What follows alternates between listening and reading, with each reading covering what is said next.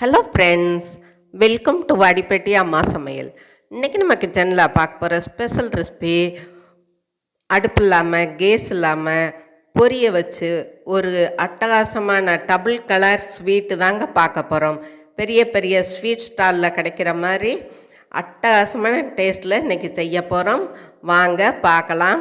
அதுக்கு முன்னாடி இன்றைய பிறந்தநாள் மற்றும் திருமண நாள் காணும் அனைவருக்கும் வாடிப்பட்டி அம்மாவின் இனிய நல்வாழ்த்துக்கள். ஸ்கிப் பண்ணாமல் பாருங்கள் ஃப்ரெண்ட்ஸ். பிடிச்சிருந்தா ஒரு லைக் ஒன்று போடுங்க. இப்போ நான் 3/4 கப்பு சர்க்கரை எடுத்திருக்கேன், அதாவது ஜீனி. அதில் ஏலக்காய் நம்ம கிள்ளி உள்ளே இருக்க விதையை மட்டும் போட்டுக்கலாம். பாருங்கள், இந்த மாதிரி போட்டுட்டு நல்லா நைஸாக பவுடராக அரைச்சிட்டு வந்துடுவோம். இப்போ அதை ஒரு பிளேட்டுக்கு மாற்றிக்கலாம். இப்போ பிளேட்டில் போட்டாச்சு. இது கூட ஒரு 1/2 கப்பு வேர்க்கடலை, அதையும் நைஸாக அரைச்சிட்டு வந்துடுவோம். பாருங்கள், இப்போ அரைச்சாச்சு. அதையும் இந்த சர்க்கரையோடு நம்ம சேர்த்துக்கலாம். இப்போ பொரி, நான் 2 கப்பு பொரி எடுத்திருக்கேன். சின்ன சாருங்காட்டி ஃபஸ்ட்டு 1 கப் போட்டு அரைச்சிட்டு வந்துட்டு அதில் 1 கப் போட்டு அரைச்சிட்டு வரப்போகிறேன். ஏன்னா சின்ன சாறுனா நல்லா நைஸாக அரைபடும், அதனால தான் இப்போ சின்ன சாரை யூஸ் பண்ணியிருக்கேன். பாருங்கள், ரொம்ப நைஸாக அரைச்சிட்டு வந்தாச்சு. அதையும் இந்த சர்க்கரை வேர்க்கடலையோடு நம்ம சேர்த்துக்கலாம். உங்களுக்கு தேவைன்னா நீங்கள் பொரி கூட கூட போட்டுக்கலாம். அதே மாதிரி இனிப்புக்கு 3/4 கப்புக்கு நீங்கள் 1/2 கப்பு உங்கள் ஸ்வீட்டுக்கு தகுந்த மாதிரி நீங்கள் சேர்த்துக்கங்க. நான் போட்டிருக்கிறதுக்கு 3/4 கப்பு கரெக்டாக இருக்கும். இப்போ நல்லா கலந்து விட்டாச்சு. அதை 2ஆக நம்ம பிரிச்சுக்கலாம். இப்போ பாருங்கள், 2 கப்பில் நான் அதை அள்ளி வச்சுக்கிறேன். ஏன்னா 2 கலர் சேர்க்கணும் இல்லையா, அதனால டபுள் கலர் வரணும். இப்போ பாருங்கள், இப்போ 2 கப்பு எடுத்து வச்சுட்டேன். இப்போ 1 கப்பு மாவை நம்ம பிளேட்டில் கொட்டிக்கலாம். கொஞ்சம் தேங்காய் துருவல் எடுத்து மிக்சியில் போட்டு நல்லா பாலை எடுத்துகிட்டு வந்துடலாம்.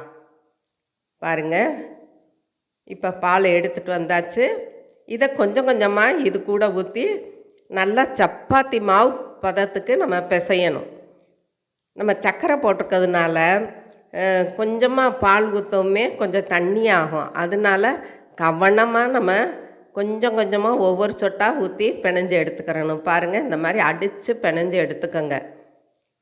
அப்போத்தான் நம்ம சப்பாத்தி தேய்க்கிறதுக்கு கரெக்டாக வரும். அந்த வேர்க்கடலையில் இருக்க எண்ணெய் பிரிஞ்சு வந்திருக்கு பாருங்கள்.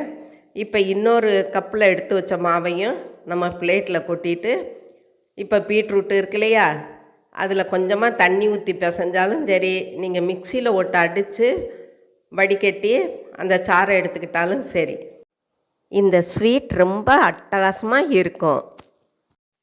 பீட்ரூட் சாறை கொஞ்சம் கொஞ்சமாக நம்ம தேவையான அளவுக்கு நம்ம ஊற்றி பிசைஞ்சுக்கிடுவோம். நம்ம வேர்க்கடலை சேர்த்து அரைச்சதுனால நம்ம பிசைய கொஞ்சம் எண்ணெய் பசை வெளியே வரும். பாருங்கள், உங்களுக்கு பார்க்கும் போதே தெரியும். நல்லா இப்படி கெட்டியாக பிசைஞ்சுக்கோங்க. இப்போ பாருங்கள், நல்லா பிணைஞ்சு எடுத்தாச்சு. இப்போ 2 உருண்டையும் இருக்குது. இப்போ ஒரு சப்பாத்தி கட்டையில் பிளாஸ்டிக் சீட் போட்டுக்கலாம். அதில் ஃபஸ்ட்டு இந்த தேங்காய் பால் போட்டு செஞ்ச உருண்டையை வச்சுக்கலாம். வச்சுட்டு இப்படி கையிலே நீங்கள் அழுத்தி செஞ்சுட்டு லாஸ்ட்டாக லைட்டாக நம்ம சப்பாத்தி உருட்டுறது மாதிரி இப்படி உருட்டினாவே போதும். பாருங்கள், இந்த மாதிரி நம்ம தேய்ச்சிக்கலாம். விரிசல் இல்லாமல் தேய்ச்சிக்கோங்க. இப்போ பீட்ரூட்டையும் அது மேலே நான் வைக்கிறேன். பீட்ரூட் உருண்டையை அதையும் இப்படி கைகளாலே நம்ம தட்டிக்கலாம். ஏன்னா எடுத்த உடனே நீங்கள் தேய்ச்சிங்கன்னா கீழே இருக்கிறதும் அதுவும் ரவுண்டாக வரும். அதனால தான் இந்த மாதிரி கையில் தேய்ச்சிட்டு லாஸ்ட்டில் சப்பாத்தி உருட்டுறதை வச்சு நம்ம லைட்டாக உருட்டி விட்டுக்கலாம். இப்போ பாருங்கள், இந்த ஓரங்கள்லாம் நம்ம எடுத்துடலாம். எடுத்துட்டு அதை வேஸ்ட் பண்ண வேண்டாம். அதை நம்ம டபுள் கலர் லட்டாக கூட நம்ம உருட்டி பிள்ளைங்களுக்கு கொடுத்துக்கலாம். இப்படி ஓரங்களை கட் பண்ணாத்தே நடுவில் நமக்கு தேவையான பீஸ் போட்டுக்கலாம். பாருங்கள், இந்த மாதிரி நம்ம ஓரங்களை கட் பண்ணி அதை எடுத்து பிளேட்டுக்கு மாற்றிக்கலாம். அதுவும் டபுள் கலராக நீங்கள் உருண்டை போட்டிங்கன்னா சூப்பராக இருக்கும், லட்டு மாதிரி. நீங்கள் கெஸ்ட்டெல்லாம் வந்துட்டாங்கன்னா அடுப்பை வைக்கணும்னா ஒன்றும் செய்ய வேணாம். இப்போ நான் சொல்கிற பக்குவத்தில் நீங்கள் இருக்கிற ஜாமானை வச்சு நீங்கள் செஞ்சீங்கன்னா போதும். கடையில் வாங்கின ஸ்வீட்டை விட பக்காவாக டேஸ்ட்டாக இருக்குங்க. ரொம்ப நல்லாயிருக்கும். சிம்பிளாக 10 நிமிஷத்தில் செஞ்சிடலாங்க. பாருங்கள், இப்போ அதையும் நமக்கு தேவையான அளவுக்கு நம்ம பீஸ் போட்டுக்கலாம்.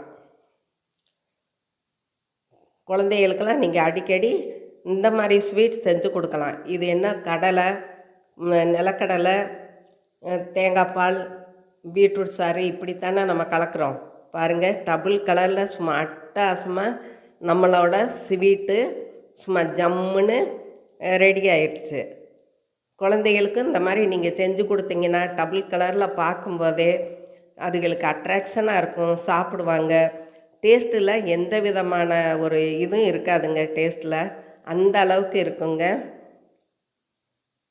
அவ்வளோதாங்க, நம்மளோட ஸ்வீட்ஸ் ஜம்முன்னு அடுப்பு இல்லாமல் ரெடி ஆயிடுச்சு. இதுவரை சப்ஸ்கிரைப் பண்ணாதவங்க சப்ஸ்கிரைப் பண்ணுங்கப்பா.